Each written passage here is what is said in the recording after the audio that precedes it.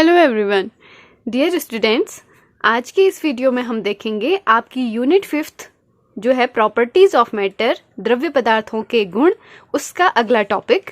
और वो टॉपिक है आपका श्यानता यानी कि विस्कोसिटी। तो देखिए, इस टॉपिक को हम पढ़ेंगे क्वेश्चंस के फॉर्म में, यानी कि ऐसे क्वेश्चंस हम लेंगे जो एग्जाम में आए हुए होंगे और उस के थ्रू हम इस कॉन्सेप्ट को समझने की कोशिश करेंगे। ठीक है, ताकि आपको कॉन्सेप्ट भी क्लियर हो जाए और आपके एग्जाम में आने वाले क्वेश्चंस का भी आपको आइडिया आ जाए। ठीक है, तो एक क्वेश्चन आपको यहाँ पर दिख रहा है। क्वेश्चन है, श्यानता व श्यानता गुणांक की परिभाषा लिखिए। श्यानता पर ताप का क्या प्रभाव पड़ता है? ठीक है, इंग्लिश में मैं इसे आपको बताती हूँ।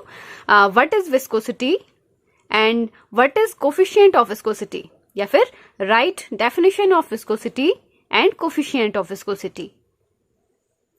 What is the effect of temperature on viscosity?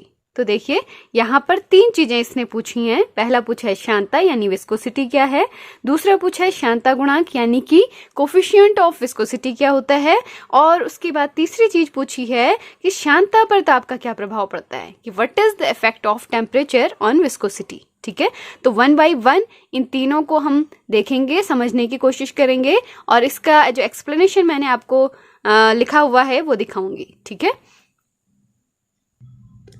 तो डियर स्टूडेंट्स, देखिए यहाँ पर मैं लिक्विड को कंसिडर कर रही हूँ, यानी द्रव को मान रही हूँ। यहाँ पर एक द्रव है जो एक हॉरिजॉन्टल सरफेस, हॉरिजॉन्टल प्लेन पर फ्लो कर रहा है। देखिए, ये जो ए बी मैंने लाइन लिखी है ब्लू कलर से शो की है यहाँ पर, ये आपका है क्षैतिज तल। ठीक है, यानी कि हॉरिजॉन्टल प्लेन। और सपोज इस हॉरिजॉन्टल प्लेन के ऊपर आपका लिक्विड फ्लो कर रहा है। ठीक है, और लिक्विड को हम मानेंगे बहुत सारी परतों से मिलके बना हुआ। माने जो द्रव है, हम ये मानेंगे कि द्रव बहुत सारी परतों से मिलके बना हुआ है। पहली परत ये है, दूसरी परत ये है, मैं इसमें लिख भी देती हूँ 1 2 3 4 5 6 7 अप्रोक्सीमेटली इतनी मैं अभी मान के चल रही हूँ। ठीक है, तो द्रव जो है वो आपका मैंने माना है कई सारी परतों से मिलके बना हुआ है। ठीक है, डिफरेंट लेयर्स से कंपोज्ड है, और ये लिक्विड जो है आपका एक हॉरिजॉन्टल प्लेन के ऊपर फ्लो कर रहा है। तो देखिए, जो लेयर इस हॉरिजॉन्टल प्लेन के कांटेक्ट में होगी वो लगभग ऑलमोस्ट स्टेबल होगी, यानी कि स्थिर होगी। ठीक है, और जो सबसे ऊपर वाली जो सबसे ऊपर वाली जो परत होगी, लेयर होगी, उसकी वेलोसिटी सबसे ज्यादा होगी, यानी उसका वेग सबसे ज्यादा होगा। ठीक है, और उससे नीचे वाली परत का वेग उससे थोड़ा कम होगा, उसके नीचे वाली परत का वेग उससे थोड़ा और कम होगा, और उसके नीचे वाली परत का वेग उससे और कम होगा, और सबसे नीचे वाली परत का वेग सबसे कम होगा। ठीक है, ये चीज आपको क्लियर हो गई होगी। तो देखिए, यहाँ पर जब लिक्विड आपका फ्लो कर रहा है तो आप देख रहे हैं कि प्रत्येक परत की वेलोसिटी डिफरेंट है, अलग अलग है। ठीक है, तो ऐसी स्थिति में जब लिक्विड आपका फ्लो करने की कोशिश करता है तो ये जो ऊपर वाली लेयर है, इन दोनों की अगर बात करें तो ये लेयर चाहती है कि नीचे वाली लेयर, ये जो 7वें नंबर की लेयर है, ये चाहेगी कि 6ठे नंबर वाली लेयर उसी की वेलोसिटी के हिसाब से चले। ठीक है, और नीचे वाली 6 नंबर की जो लेयर है वो चाहेगी कि ऊपर वाली जो लेयर है वो मेरी वेलोसिटी से चलने की कोशिश करे।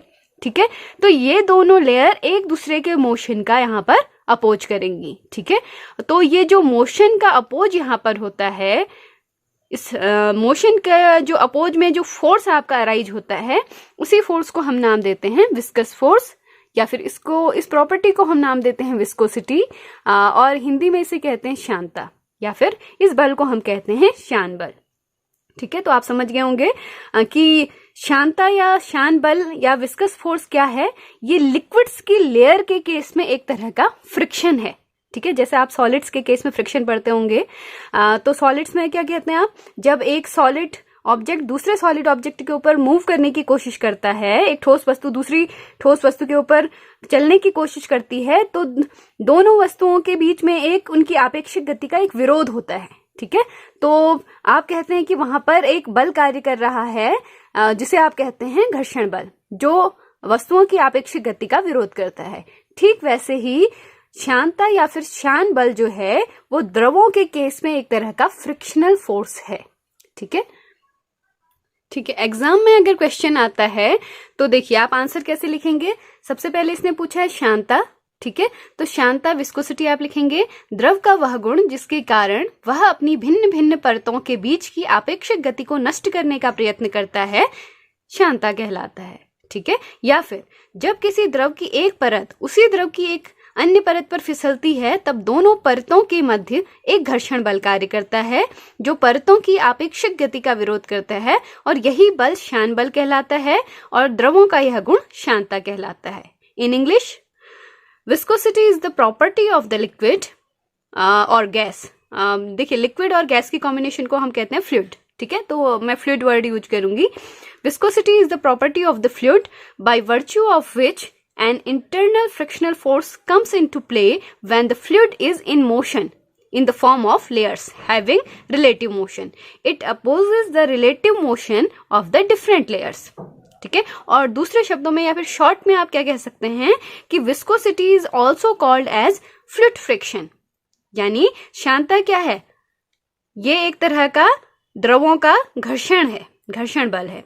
Viscosity is also called as fluid friction or viscous drag of liquid or gas because it opposes the relative motion of the different layers of the liquid. ठीक है, तो ये जो 5 मार्क्स का क्वेश्चन आपका 2016 के समर में आया है उसमें देखिए शांता की परिभाषा कैसे लिखेंगे आप, ये मैंने आपको बता दिया है। ठीक है, तो ये 2 डेफिनेशन यहाँ पर आपको दिख रही है, इनमें से कोई एक लिख लीजिए, काफी है। ठीक है, अब नेक्स्ट उस पर हम मूव करेंगे शांता गुणांक क्या होता है। लेकिन देखिए शांता गुणांक जो है उसको समझने के लिए भी आपको बीच में एक चीज की जरूरत पड़ेगी, वो होता है वेग प्रवणता यानी वेलोसिटी ग्रेडियंट। तो हम इसी क्वेश्चन में वेलोसिटी ग्रेडियंट को भी देख लेते हैं। ठीक है, तो डियर स्टूडेंट्स हम आ गए हैं नेक्स्ट पेज पर। शांता गुणांक की डेफिनेशन अगर हम लिखेंगे तो देखिए उसके लिए बेस आप क्या लिखेंगे, स्टार्टिंग आप कहां से करेंगे। देखिए यहाँ पर मैंने 2 डायग्राम बनाए हैं आपके सामने। यहाँ पर देखिए ए बी जो है ये है आपका एक क्षैतिज तल जिसके ऊपर आपका लिक्विड फ्लो कर रहा है, यानी ए बी एक क्षैतिज तल है जिसके ऊपर आपका द्रव प्रवाहित हो रहा है। ठीक है, अब मैं इस क्षैतिज तल पर जो द्रव प्रवाहित हो रहा है मैं ये मानती हूं कि वो द्रव विभिन्न परतों से मिलकर बना हुआ है, यानी डिफरेंट लेयर्स से बना हुआ है। ठीक है, तो उस द्रव की सबसे ऊपर की 2 परतों को हम कंसीडर करते हैं। देखिए सबसे ऊपर की 2 परतें मान लिया जाए सी डी और ई एफ है। ठीक है, सी डी एक परत है द्रव की और ई एफ दूसरी परत है। देखिए जो ए बी क्षैतिज तल है उसके कांटेक्ट में जो लेयर होगी वो तो लगभग स्टेशनरी, यानी वो उसका मोशन जो है स्टेबल होगा, लेकिन उसके ऊपर जैसे जैसे हम ऊंचाई बढ़ती जाएगी वैसे वैसे आपकी लेयर्स की वेलोसिटी बढ़ती जाएगी। और मैंने आपको अभी पहले बताया था कि जो सबसे ऊपर वाली लेयर होती है उसकी वेलोसिटी सबसे ज्यादा होती है, उसके ठीक नीचे वाली लेयर की उससे थोड़ा कम, और ऐसे ऐसे नीचे को जाने पर घटती जाती है। ठीक है, अब यहाँ पर देखिए इस ए बी क्षैतिज तल से इस पहली परत सी डी के बीच की डिस्टेंस में ले लेती हूँ कैपिटल जेड। ठीक है, और इन दोनों लेयर सी डी लेयर और ई एफ लेयर के बीच की डिस्टेंस को मैं ले रही हूँ डेल जेड। डेल जेड यानी एक छोटी डिस्टेंस है, परपेंडिकुलर डिस्टेंस है, ये इन दोनों परतों के बीच की अभिलंबवत दूरी है, लंबवत दूरी। ठीक है, तो सी डी परत और ई एफ परत के बीच की लंबवत दूरी कितनी है, डेल जेड। ठीक है, अब मान लिया जाए सी डी परत जो है, सी डी परत का वेग है वी एक्स। ठीक है, और इसके ठीक ऊपर वाली परत जो है वो ई एफ परत है, उसका वेग मान लिया जाए इससे थोड़ा सा ज्यादा है, डेल वी एक्स अमाउंट ज्यादा है, तो ऊपर वाली ई एफ परत का वेग कितना होगा, v x plus del v x. ठीक है, ठीक है, तो देखिए यहाँ पर अब वेग प्रवणता यानी वेलोसिटी ग्रेडियंट को हम इंट्रोड्यूस करने जा रहे हैं। ठीक है, अब वेलोसिटी ग्रेडियंट किसे कहेंगे, देखिए ये जो सी डी परत थी इसकी वेलोसिटी थी वी एक्स। ठीक है, और ई एफ परत की वेलोसिटी थी v x plus del v x. तो सी डी परत और ई एफ परत के वेग में कितने का अंतर हुआ, डेल वी एक्स का। ठीक है, तो ये डेल वी एक्स जो वेग में परिवर्तन हुआ है अपॉन इन दोनों परतों सी डी परत और ई एफ परत के बीच की लंबवत दूरी डेल जेड का अनुपात ही आपका वेग प्रवणता कहलाता है। तो यहाँ पर del v x upon del z जो है वो कहलाएगा आपकी वेग प्रवणता। ठीक है, आशा है आप वेग प्रवणता को समझ गए होंगे कि वेलोसिटी ग्रेडियंट होता क्या है। अब देखिए ये जो दूसरा डायग्राम दिख रहा है सेकंड वाला, इसको एक बार कंसिडर करिए। ए भी क्षैतिज तल था, ऊपर वाली परत CD थी और सबसे ऊपर वाली परत थी EF। ठीक है, अब देखिए जो CD परत है और EF परत है, ये दोनों का अगर हम कॉन्टेक्ट एरिया देखने की कोशिश करें, यानी कि इसका संपर्क क्षेत्रफल कितना होगा, संपर्क क्षेत्रफल यानी ये दोनों लेयर के बीच का जो कॉन्टेक्ट एरिया है उसको मैं लिख रही हूँ कैपिटल A से।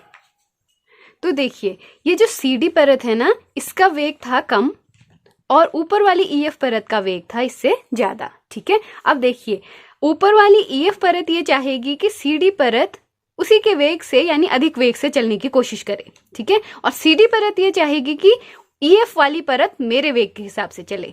तो ये दोनों वेग, इन दोनों लेयर्स के बीच में क्या उत्पन्न हो जाएगा, एक अपोज प्रोड्यूस हो जाएगा, यानी कि ये दोनों परतें एक दूसरे की गति का विरोध करेंगी, एक दोनों के मोशन का अपोज करेंगी। ठीक है, तो ये CD वाली लेयर तो ऊपर वाली लेयर को अपने हिसाब से पीछे को खींचने की कोशिश करेगी एक पर्टिकुलर फोर्स से, और ऊपर वाली लेयर नीचे वाली लेयर को अपने फोर्स से आगे की ओर बढ़ाने की कोशिश करेगी। तो देखिए दो तरह के फोर्स डिफरेंट डायरेक्शन में वर्क कर रहे हैं, यहाँ पर मोशन का अपोज हो रहा है। तो इस फोर्स को आप कहते हैं विस्कस फोर्स यानी कि शान बल। अब ये शान बल किन चीजों पर डिपेंड करता है वो देखते हैं, उसी के आधार पर आप इस शांता गुणांक की डेफिनेशन बना पाएंगे। ठीक है, तो ये जो विस्कस फोर्स इन दोनों लेयर्स के CD लेयर और EF लेयर यानी CD परत और EF परत के बीच में जो शान बल कार्य कर रहा है वो दो चीजों पर निर्भर करता है। एक वो निर्भर करता है उसके कॉन्टेक्ट एरिया पर, ठीक है, CD लेयर और EF के संपर्क क्षेत्रफल पर निर्भर करता है, और दूसरा निर्भर करता है उन दोनों के बीच की वेग प्रवणता जो मैंने अभी आपको एक्सप्लेन किया था उस पर। ठीक है, तो हम यहाँ पर दो तरह से इस फोर्स की डिपेंडेंसी दिखाएंगे। फर्स्ट फ्रिक्शनल आपका जो विस्कस फोर्स है F is directly proportional to A होगा, और दूसरा आपका जो विस्कस फोर्स F है that will be directly proportional to del Vx upon del Z। ठीक है, तो देखिए यहाँ पर मैंने कंबाइंड फॉर्म में ये लिख दिया है कि द्रव की दो समांतर परतों के मध्य कार्य करने वाला शान बल निम्नलिखित पर निर्भर करता है, यानी viscous force acting between two parallel layers of liquid depends on following. किस पर निर्भर करता है? पहला, यह बल परतों के संपर्क क्षेत्रफल के अनुक्रमानुपाती होता है, यानी F is directly proportional to A। ठीक है, एंड जो ये बल है वो परतों के मध्य वेग प्रवणता के अनुक्रमानुपाती होता है, that is F is directly proportional to del Vx upon del Z। इन दोनों को हम कंबाइन करके क्या लिख सकते हैं? This implies F is directly proportional to A, capital A ये था संपर्क क्षेत्रफल contact area, into del Vx upon del Z ये थी वेग प्रवणता यानी वेलोसिटी ग्रेडियंट। ठीक है, अब आपको पता है प्रोपोर्शनलिटी का साइन कभी भी हटता है तो वहां पर एक कांस्टेंट आ जाता है। इस प्रोपोर्शनलिटी का साइन अब हम हटाने जा रहे हैं, तो अब लिखेंगे F इक्वल्स प्लस माइनस ईटा। देखिए यहाँ पर मैंने प्रोपोर्शनलिटी का साइन हटाया तो यहाँ पर एक कांस्टेंट लिखा गया है, इसका नाम है ईटा। ठीक है, और ईटा ही आपका क्या होता है? शांता गुणांक। तो देखिए फॉर्मूला क्या बन गया? F equals plus minus eta capital A del Vx upon del Z। ये हो गई आपकी इक्वेशन 1, जहां पर ये ईटा क्या है? ये शांता गुणांक यानी कोफिशिएंट ऑफ विस्कोसिटी। ठीक है, अब देखिए प्लस माइनस साइन यहाँ पर मैंने क्यों लगाया? प्लस माइनस साइन ये बताता है कि जो विस्कस फोर्स है वो एक म्यूचुअल इंटरेक्शन फोर्स है, दो लेयर्स के बीच का म्यूचुअल इंटरेक्शन फोर्स यानी कि अन्योन्य बल है। ये दो परतों के बीच काम करने वाला अन्योन्य बल। आपने देखा, अभी मैंने आपको बताया था कि नीचे वाली लेयर CD एक फोर्स से ऊपर वाली लेयर को अपने वेग से पीछे चलाने की कोशिश करती है, और ऊपर वाली लेयर एक पर्टिकुलर फोर्स से उसे आगे चलाने की कोशिश करती है। तो देखिए अगर आगे की डायरेक्शन को पॉजिटिव माने तो पॉजिटिव साइन उसके लिए हो गया, और जो वो पीछे की ओर खींचने की कोशिश कर रही है तो उसके लिए हम नेगेटिव साइन ले सकते हैं। ठीक है, तो प्लस माइनस साइन यही इंडिकेट करता है कि वो उन दो परतों के बीच में काम करने वाला जो विस्कस फोर्स है, जो शान बल है, वो कैसा है? एक म्यूचुअल इंटरेक्शन फोर्स है। ठीक है, तो अब देखिए इस ईटा की भी हम अब पर्टिकुलर डेफिनेशन निकालने जा रहे हैं। ईटा को हमने इंट्रोड्यूस तो कर दिया, ईटा की अब हम डेफिनेशन लिखेंगे कि शांता गुणांक आखिर होता क्या है। ठीक है,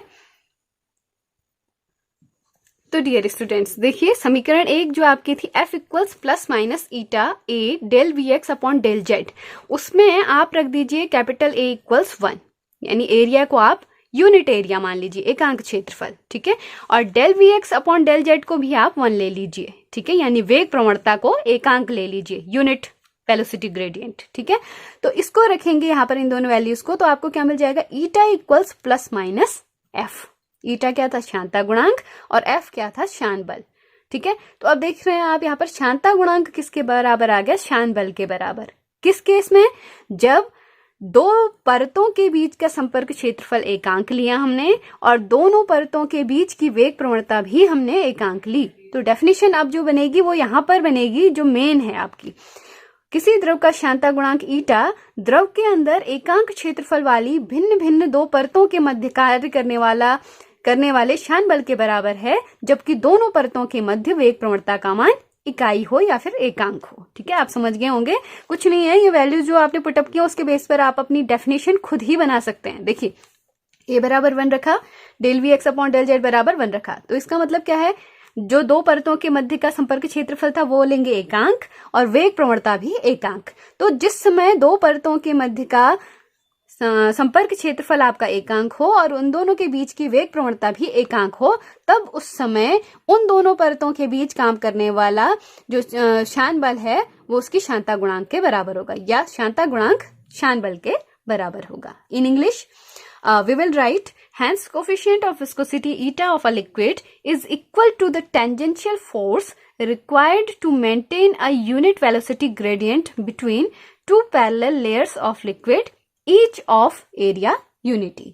ठीक है, आशा है ये दोनों चीजें अब आपको क्लियर हो गई होंगी। जो क्वेश्चन था उसमें पहली चीज शांता यानी विस्कोसिटी और विस्कस फोर्स को हम डिस्कस कर चुके हैं, उसे अच्छे से लिखिएगा एग्जाम में। दूसरा जो कोफिशिएंट ऑफ विस्कोसिटी है उसको बताने के लिए आपको यहाँ ये वाली डेफिनेशन बतानी बहुत जरूरी है। ठीक है, तो आशा है आप ये चीज अच्छे से लिख लेंगे।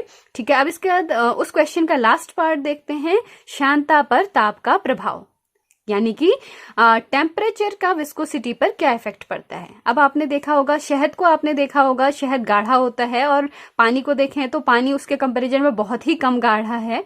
यानी एक तरह से मोटे तौर पर कहें तो जो शहद यानी हनी है वो जो है वाटर के कंपैरिजन में ज्यादा विस्कस है। ठीक है, उसको शहद को आप एक मेज पर बहाने की कोशिश करें, फ्लो करवाने की कोशिश करें और पानी को फ्लो कराने की कोशिश करें तो पानी जो है शहद की तुलना में ज्यादा तेजी से फ्लो करेगा। क्यों? क्योंकि शहद की परतों के बीच कार्य करने वाला विस्कस फोर्स पानी की परतों के बीच काम करने वाले विस्कस फोर्स की तुलना में कहीं ज्यादा होगा। ठीक है, तो शहद जो है वो पानी की तुलना में अधिक शान यानी गाढ़ा है। ठीक है, तो अब देखिए शांता पर ताप का क्या प्रभाव है। आप देखेंगे कि शहद आप देखेंगे जाड़ों के मौसम में क्या होता है, गाढ़ा हो जाता है, लेकिन वहीं गर्मियों के मौसम में या फिर आप धूप में उसकी बॉटल को रख दें तो वो आपका थोड़ा पतला हो जाता है। ठीक है, ऐसा क्यों होता है? इसके पीछे रीजन है कि टेम्परेचर का विस्कोसिटी पर क्या इफेक्ट पड़ता है, उसको देखते हैं। ठीक है, तो द्रवों की शांता पर ताप का प्रभाव लिखेंगे सबसे पहले। एग्जाम में अगर लिखने को आता है कि शांता पर ताप का क्या प्रभाव है तो आप लिखेंगे शांता पर ताप का प्रभाव, effect of temperature on viscosity. पहला नंबर लिखेंगे द्रवों की शांता पर ताप का प्रभाव। ठीक है, तो द्रवों की शांता पर ताप का क्या प्रभाव पड़ता है। देखिए, ताप जब बढ़ाते हैं तो द्रवों की शांता घटती है। जैसा आपको शहद के एग्जाम्पल में बताया कि जाड़ों में वो जम जाता है और गर्मियों में वो थोड़ा पतला हो जाता है। ठीक है, क्यों? क्योंकि टेम्परेचर जैसे इंक्रीज होता है आपका, वैसे ही जो गाढ़ापन है वो कम हो जाता है, शांता विस्कस फोर्स जो है घट जाता है। ठीक है, on increasing temperature viscosity of liquid decreases. अब देखिए ये क्वेश्चन जो यहाँ पर आपका एक 1 मार्क्स का क्वेश्चन भी बन सकता है फिल इन द ब्लैंक्स में, कि ताप बढ़ाने पर द्रवों की शांता ... होती है। ठीक है, तो ताप बढ़ाने पर द्रवों की शांता क्या होती है, घटती है। ठीक है, अब देखिए दरअसल ये घटती क्यों है, इसके पीछे एक जो स्लॉट साइंटिस्ट हैं उनकी एक इक्वेशन है। इक्वेशन ये कहती है कि eta at temperature T equals eta at temperature 0 upon 1 plus alpha t plus beta t square. ठीक है, किसी टेम्परेचर किसी ताप T पर किसी पदार्थ का शांता गुणांक ईटा T, और ईटा 0 का मतलब क्या है, विस्कोसिटी एट 0 डिग्री सेल्सियस, यानी कि 0 डिग्री ताप पर उस पदार्थ की शांता। तो अगर आप यहाँ पर इस इक्वेशन को देखेंगे तो यहाँ से आपको ये क्लियर हो जाएगा कि देखिए टेम्परेचर इसके डिनोमिनेटर में आ रहा है, ताप का क्या आ रहा है इस फॉर्मूले में डिनोमिनेटर में आ रहा है। तो अगर आप वैल्यू पुटअप करेंगे तो ईटा T आपको क्या मिलेगा, कम मिलेगा। तो इसका मतलब है कि टेम्परेचर को जब आप इंक्रीज करते हैं तो लिक्विड्स के केस में विस्कोसिटी या कोफिशिएंट ऑफ विस्कोसिटी वो क्या होती है, डिक्रीज हो जाती है। ठीक है, तो ताप बढ़ाने पर द्रवों की सांद्रता घटती है। ठीक है, चलिए बात कर लेते हैं कि गैसों की सांद्रता पर ताप का क्या प्रभाव पड़ता है। देखिए, जो मैंने अभी बात की थी विस्कोसिटी या विस्कस फोर्स के बारे में, वो केवल लिक्विड्स के लिए ही ट्रू नहीं है, वो आपके गैसेस के लिए भी वैलिड है। ठीक है, तो देखते हैं कि गैसों की सांद्रता पर ताप का क्या प्रभाव पड़ता है। तो ये जो गैसों की सांद्रता होती है वो ताप के बढ़ाने पर बढ़ती है, यानी कि टेम्परेचर अगर आप इंक्रीज करेंगे तो गैसेज के केस में कोफिशिएंट ऑफ विस्कोसिटी बढ़ेगा। ठीक है, और इसका रीजन क्या है, इसका रीजन ये है कि जब आप काइनेटिक थ्योरी ऑफ गैसेज को यूज करते हैं वहां पर आप देखेंगे कि eta will be directly proportional to under root t. ठीक है, तो टेम्परेचर जैसे जैसे बढ़ेगा जो गैसियस आपका जो गैस है उसकी जो विस्कोसिटी है वो भी इंक्रीज हो जाएगी। ठीक है, तो आशा है आपको ये क्वेश्चन अच्छे से समझ में आ गया होगा। तो एग्जाम में ये क्वेश्चन आता है तो सांद्रता की डेफिनेशन लिखिए, फिर सांद्रता गुणांक के बारे में बताइए, फिर उसके बाद सांद्रता पर ताप का प्रभाव बताते समय आप द्रवों के लिए भी उसे बताइए और गैसों के लिए भी उसे बताइए। ठीक है, फॉर लिक्विड्स भी एक्सप्लेन कीजिए और फॉर गैसेस भी एक्सप्लेन कीजिए। ठीक है, इसके बाद एक और क्वेश्चन ले लेते हैं, जो एक मैंने शॉर्ट क्वेश्चन लिखा है, वो देखिए 1 मार्क्स में कभी कभी पूछा जाता है, मोस्टली आपके वो सेक्शन ए में पूछा जाता है। ठीक है, तो देखिए क्वेश्चन यहाँ पर आपको दिख रहा होगा। क्वेश्चन लिखा है सांद्रता गुणांक का मात्रक एवं विमा लिखिए, 1 मार्क्स। ठीक है, पॉसिबिलिटी है, ये आ सकता है और कई बार आया भी है। सांद्रता गुणांक की विमा लिखने को जहां पर आएगा वहां पर ये 1 मार्क्स में पूछा गया होगा। ठीक है, तो right unit and dimension of coefficient of viscosity. तो देखिए इसके लिए आपको सांद्रता गुणांक का मात्रक निकालना है और या विमा निकालनी है, तो आपको एक ऐसा फॉर्मूला पता होना चाहिए जिसके अंदर सांद्रता गुणांक आता हो, सांद्रता गुणांक यानी ईटा आता हो। तो अभी हमने एक फॉर्मूला देखा था शान बल का फॉर्मूला विस्कस फोर्स का, F equals eta a del v x upon del z. ठीक है, प्लस माइनस साइन यहाँ पर नहीं लिया है क्योंकि उसकी अभी कोई जरूरत नहीं है। ठीक है, तो देखिए यहाँ पर ईटा को हम इस साइड ले आएंगे तो इक्वेशन क्या बन जाएगी, eta equals f del z upon a del v x. अब देखिए कभी भी किसी फॉर्मूले के थ्रू आपको अगर उस किसी भौतिक राशि का मात्रक और विमा निकालनी है तो उस फॉर्मूले के अंदर जितनी भी राशियां आ रही हैं, जितनी भी फिजिकल क्वांटिटीज आ रही हैं, आपको उन सभी का नाम क्लियर होना चाहिए, उनके सिंबल किस भौतिक राशि को प्रदर्शित करता है ये पता होना चाहिए और साथ ही उनके मात्रक और उनकी विमाएं पता होनी चाहिए। ठीक है, तो यहाँ पर देखिए एफ के किसको इंडिकेट कर रहा है, फोर्स यानी बल को। डेल जेड क्या थी, दूरी थी, दो परतों के बीच की लंबवत दूरी, डेल जेड दूरी। ठीक है, ए क्या था, एरिया यानी क्षेत्रफल।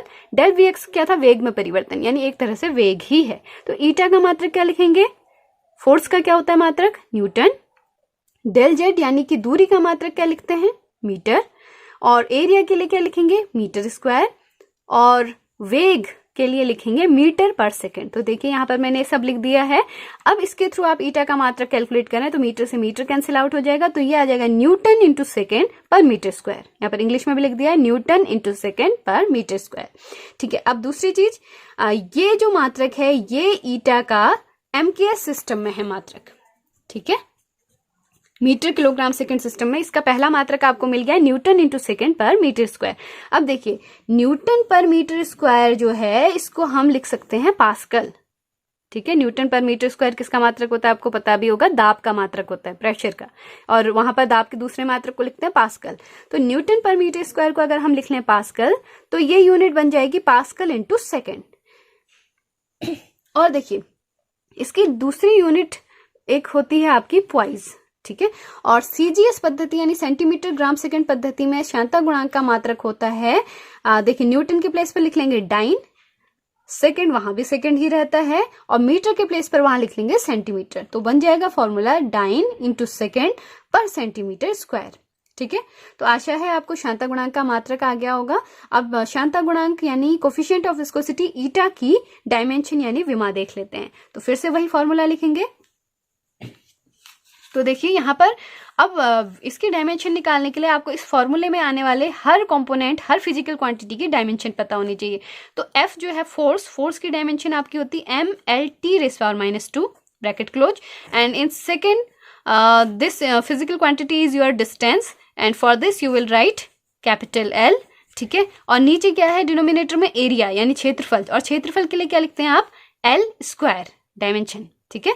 और ये डेल VX क्या था, वेग था, वेलोसिटी थी, और वेलोसिटी की डायमेंशन आपको पता है LT⁻⁻1, ठीक है।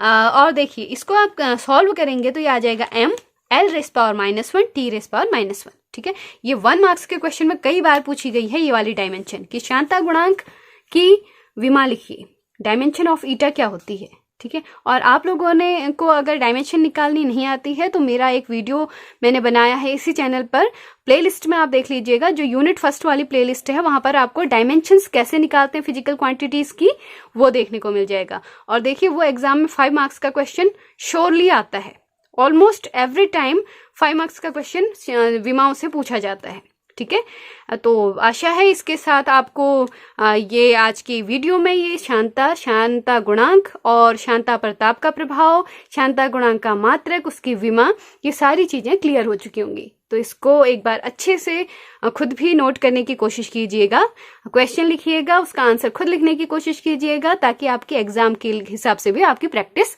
हो सके, ठीक है। तो पढ़ते रहिए, और ये वीडियो आपको अच्छा लगे, पसंद आए तो इसको लाइक जरूर कीजिएगा, इसे अपने फ्रेंड्स के साथ जरूर शेयर कीजिएगा, ठीक है। क्योंकि आप जितना चीजें सीखते हैं और जितना उसे लोगों के साथ शेयर करते हैं, आपकी नॉलेज उससे बहुत ज्यादा बढ़ती है, ठीक है। तो कंपटीशन का भाव रखिए, लेकिन चीजें भी शेयर करते रहिए, ठीक है। और इस चैनल को सब्सक्राइब जरूर कर दीजिएगा। Thanks for watching.